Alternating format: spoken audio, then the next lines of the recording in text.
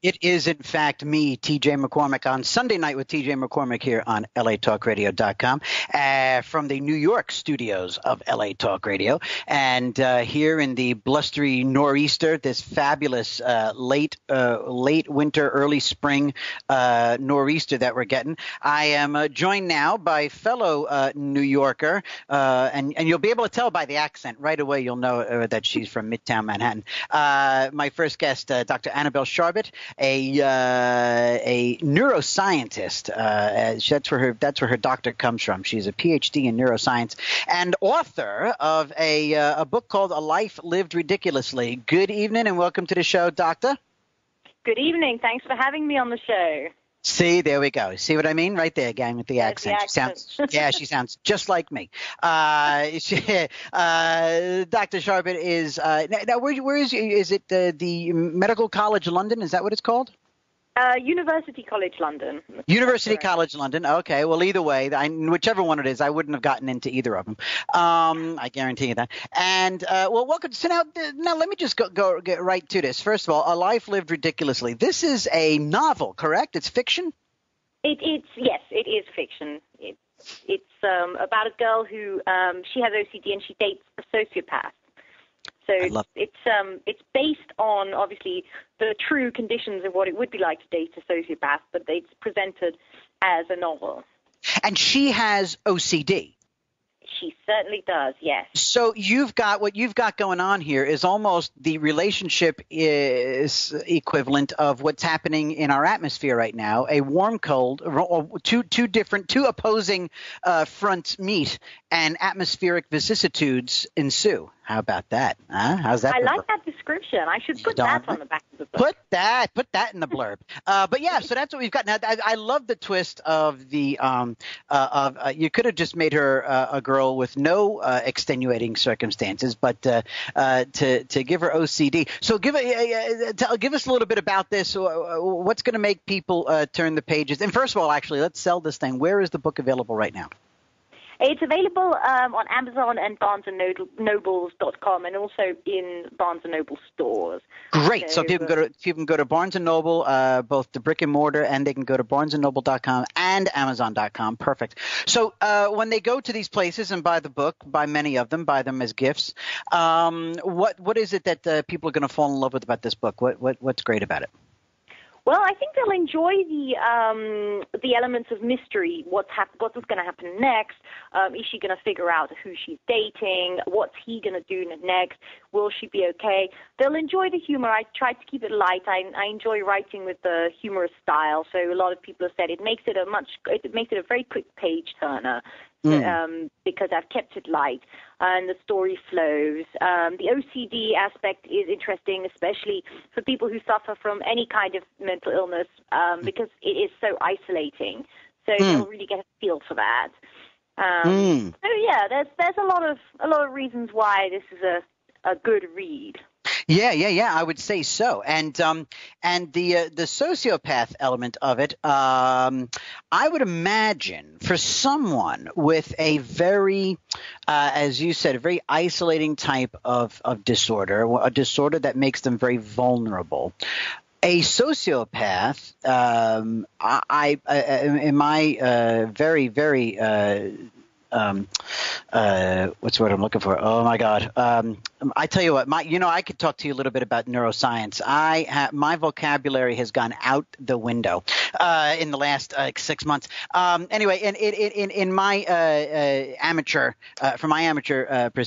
perspective, someone as vulnerable as someone with OCD interacting with someone who would be a sociopath, that would be a real that would swing really in the favor of the sociopath, because they prey upon people like that, don't they? I mean, well, I imagine they prey on everybody, but someone as vulnerable as an OCD sufferer, I would think would be just mincemeat to a sociopath. Yeah.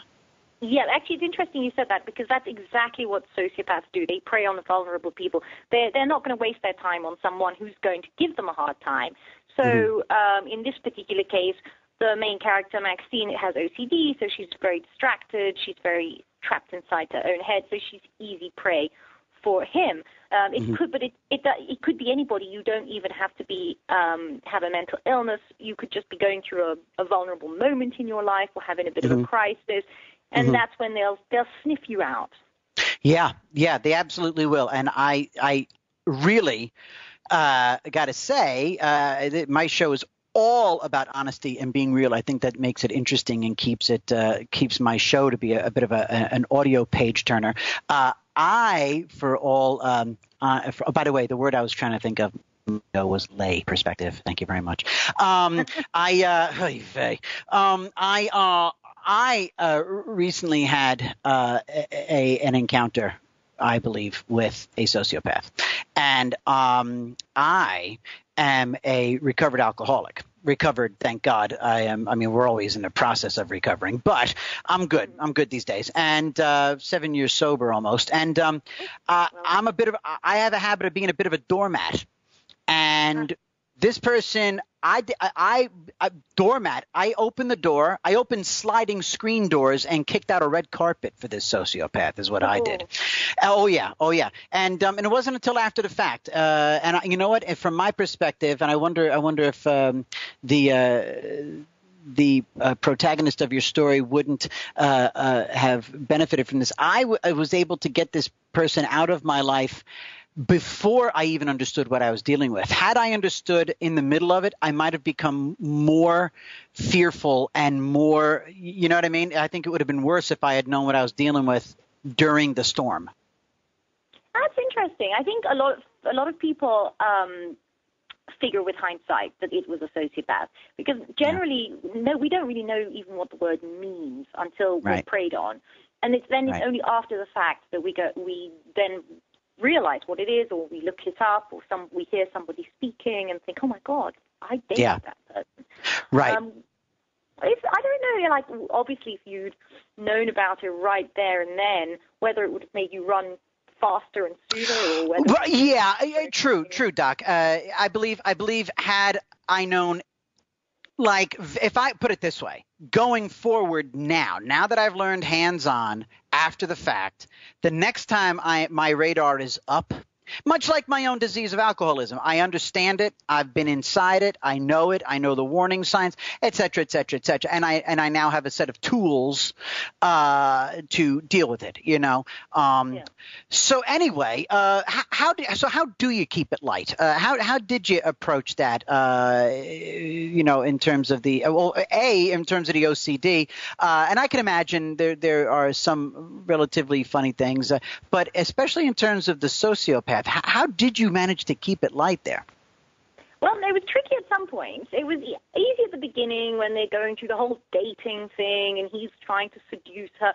And then it did, get tricky at times. And I had to remind myself, no, you started writing this in a light and humorous style. You have to continue with that same voice. But I think also, luckily, I've always personally been able to just write in a humorous style. I'm quite unable to write very seriously, so that helped. I was able to keep it flowing like that. I love that. Once again, everybody, right now we're talking to Dr. Annabelle Charbit. The name of the book is A Life Lived Ridiculously. 323-203-0815. 323-203-0815. If you want to say hi, it's a Sunday night with TJ McCormack here on LA Talk Radio. A Life Lived Ridiculously is available Amazon.com. It's available BarnesandNoble.com. Or if you prefer to go out into the lousy weather here in the Northeast, take a walk with an umbrella tomorrow to Barnes and Noble store and pick it up in your own little chubby hands there, gang. So have you written before? Is this your first foray into fiction, or is there anything else on the horizon? How much of a novelist are you? So this is actually my first novel. I did write a play a few years ago that got performed in a theatre in London, which was also a comedy, but much lighter subjects. But it was a good experience of writing comedy. As for the next project, I'm doing some research into the personality disorders because I find them quite fascinating too. but I don't want to give away too much. No, definitely don't do that because the kleptomaniac writers out there with those disorders, they will steal the idea from you. That's right. Well, I mean, I was a comedian for 20-something years, so with all the damage I did to myself, at least I still have a modicum of a sense of humor. And by the way, have you heard about this new show in town? I'm actually going to see it Thursday. Have you heard about this new British show, One Man, Two Governors? I haven't. Actually. Okay, did you ever see that show on BBC? Did you ever see Gavin and Stacey? Yeah, that I saw. The chubby fella who I think co-created that show. He stars in this thing, and it's getting insane reviews on insane, like people. The New York Times practically made love to the play in its review. I mean, practically made love to it. So as a Brit, my wife's a Scouser. I married a Brit myself. Oh, congratulations. So, thank you. Oh, definitely congratulations. I love me those Northerners. I do. We are right now speaking to a Southern Brit, Dr. Annabelle Charbit. And so you keep it light. It's an OCD young lady meet. How do they meet? Tell us, or can you give that away? I mean, or just give us a little bit. Yeah. They meet actually because her parents set them up on a blind date, and they're absolutely desperate to see their daughter. She's nearly 30. They know she's a little bit strange. They're not quite sure why she's strange, and they just want to get her married off, and they want to find her a nice Jewish husband. And this is the best they can do. So they unknowingly set her up with this sociopath. Oh my God! You didn't mention the Jewish aspect here. Oh my God! That is that. Okay, you just really, absolutely lit my fuse, because now there's the element of the meddling mom and dad kvetching about them not having a married daughter. Yeah. Oh, that's beautiful. And then the guilt involved after. Exactly. As everybody starts to find out what is actually happening. Oh, this sounds oh my God! You bet. I tell you what. Now, I mean, has anybody come at you yet to option the movie for this? It's fun. So many people say that. Right now, I haven't had any formal offers, but I'm always waiting. Oh my God in heaven! Oh my God! You're oh boy! You're sitting on a gold mine. You're sitting on a gold mine. The name of this gold mine is A Life Lived Ridiculously. And you know what? Do me a favor. I've got to work it out with your publicist, my good friend. I need to work something out. We need to get a couple of copies of the books, because I want to give this out to my I want to give one out as a prize. I'm gonna do a contest to get this book. Okay. I definitely want to give one out, because they'll read my listeners, one of them will read it and will get back to me with like a rave review, because this just sounds. Of course, I'm lying about all this. I'm just going to keep the book. But no, I'm just kidding. No, this really sounds like such a winner. And the fact that you keep it light is. By the way, would you say that potentially people with say an OCD, well, sociopaths think everything is about them. So this doesn't apply to them. But for someone with OCD, is this sort of like a warm, knowing hug? This book, this story, is that what this kind of like?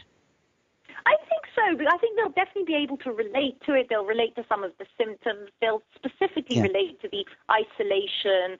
I've actually read some books about OCD that were written in a humorous style, and I really liked the way they did that, because I think OCD can be so ridiculous that it actually works well when written in a humorous style. Sure.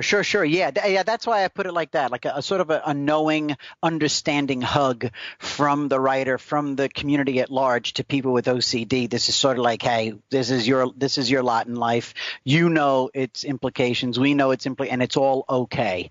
And so that's the beautiful use of humor as a tool. I think that makes this book appealing on a really sensitive level. At least that's how it strikes me, because I'm a softie. Oh, I love talking to you, and I agree. Yeah, and I have a slight financial interest in it, so please buy the book. Anyway, well, this is great. You know what? I'd love to actually get together. I'm going to be I'll be in the city a couple times this week. I'm going to go through Mark, and I'd love to set up a coffee or something like that. It'd be nice to meet you in person and compare some notes about stuff in general. It'd be very interesting. That would be wonderful. Yeah, I'd really like that. Maybe one of these days you meet my scouser. Yeah. All right. Yeah, well, listen, Annabelle Charbit, Dr. Annabelle Charbit, neuroscientist turned author, and she's already a playwright, so she's just one big show-off. She's the sociopath. She's the sociopath. Anyway, well, hey, I'm a narcissist. So like I said, everything's about me. All right. So again, everybody, you go to Amazon.com, you go to BarnesandNoble.com, you go to Barnes and Noble stores. You can go to the brick and mortar and see the book right there. Please go do it, guys. Please go pick up this book. Obviously, it's a warm book. It's a funny book and a really interesting story. And you add in that twist of the Jewish family. Oh my God, this is such a winner. Congratulations on what I know is a great book. This was all a last-minute booking. I did not have a chance to read it, but just from the sound of it, it's not only a great book, but certainly sounds like a winner as a film. So, Dr. Annabelle Charbit, thank you so much for joining me tonight. I'm really grateful for your time, and best of luck with this thing. This is a gold mine. Oh, thank you. Thank you so much. All right. Have yourself a great evening, okay? Thank you. You too. Bye-bye now. All right, there goes Dr. Annabelle Charbit. I highly, highly, highly recommend picking up this book. Again, just based on what we just talked about. That's the deal right there. So we shall be right back with She's the Old Goat. That's the one, and that's who the website refers to, but I'll never call her that. She's a very self-effacing, very loving woman. Ellen Ratner going to be with us. Take it away, Ronan. Let's get a hold of Ellen.